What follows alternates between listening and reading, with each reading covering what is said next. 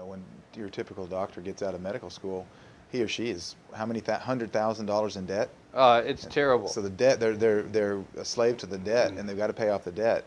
And they know that if they begin to use integrative medicine, that they're going to be scrutinized and may lose their ability to practice. And then so how are they going to pay back this huge debt to start with?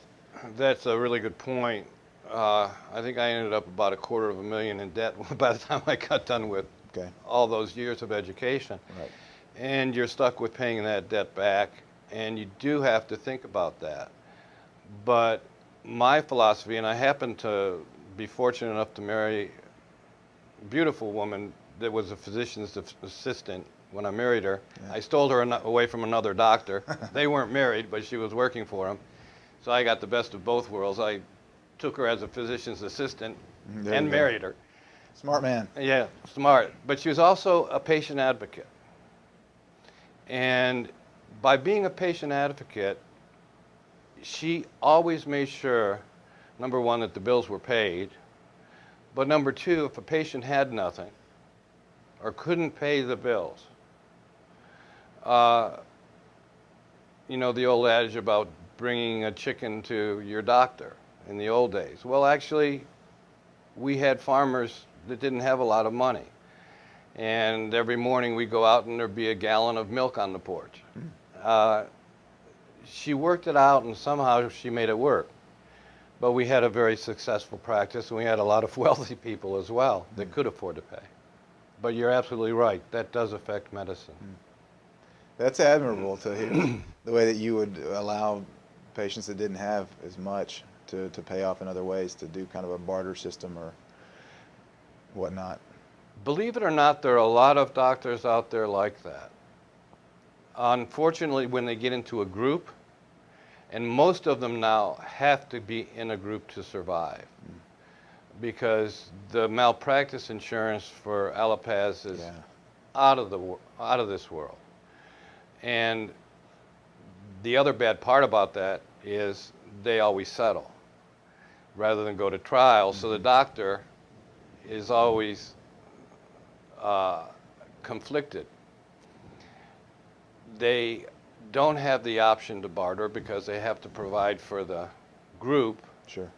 And yet, while providing for the group, they can't work outside of the group and do what they want to do good. It's a catch-22, isn't it? It's a catch-22 for them.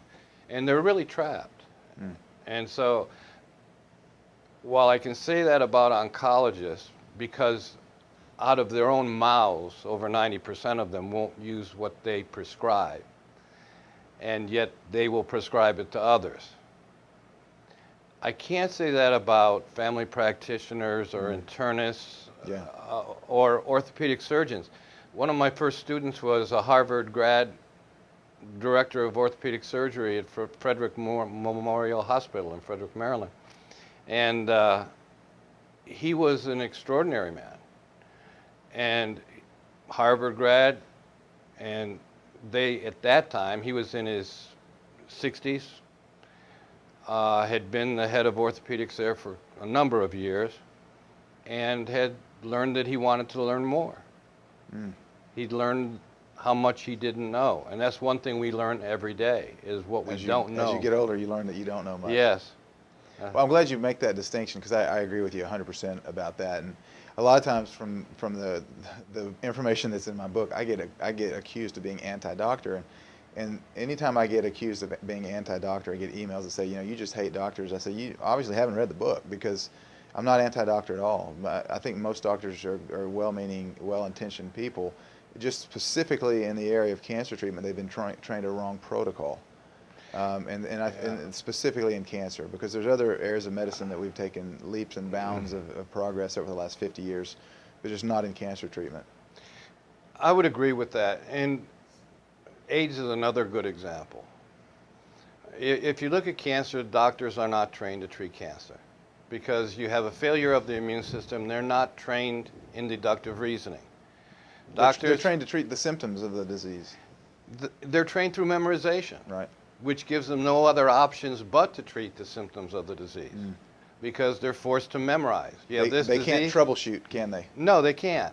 And they don't have the ability, they're not trained in deductive reasoning, which is the most important part of medicine. It really is. If you develop cancer, you know they have an impaired immune system. You have to be able to deduce why the immune system is impaired to get a real treatment. And not a cure, because cancer is not a disease. I won't say cure. Right. You can't cure something that occurs every day in your body, but you can bring it under control. And you can bring it under control for decades and live a normal life. But only if you get to the bottom of it. And the physicians that are treating cancer patients are not well trained in that at all. They're not trained in it at all. At all. The other conflicts you have are AIDS organizations, for example. Now, I know of a product that was shown to be extremely effective against AIDS in a very small test in Mexico. And I know the doctor that conducted the test, he was meticulous. He did viral counts, he did complete CD cell counts, and found it to be very effective. And he asked an American to go around to the different AIDS societies and see if they would be willing to use it.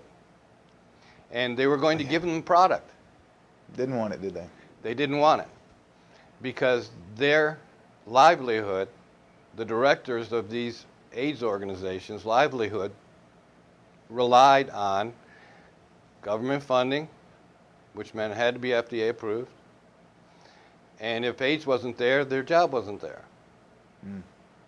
So it's not in their best interest to find a cure or an effective treatment for AIDS. That's true. That's true. It's in their best interest to treat it, Right. but and to have a treatment that is a perpetual treatment, kind of like residual income, Exactly. right? You got to keep going back for the AIDS drugs every month. I think you mentioned before about the American Cancer Society. It's designed to disband if a cure for cancer is found. Right. Well, who in the American Cancer Society wants that to happen? Well, probably for sure the president, who makes $2 million a year. He does not. I'm guessing he doesn't, right?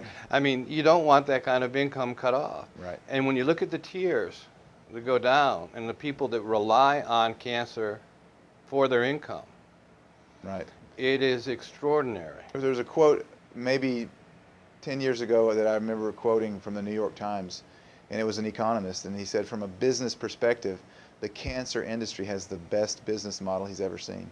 It's true. As a revenue-generating business. It's true. It's true. It's shocking. It's amazing. It really is. Yeah, amazing's a better word. It's not shocking. Yeah. It's amazing that is the fact. It doesn't shock me anymore. It's expected now from me. Yeah. But it is amazing.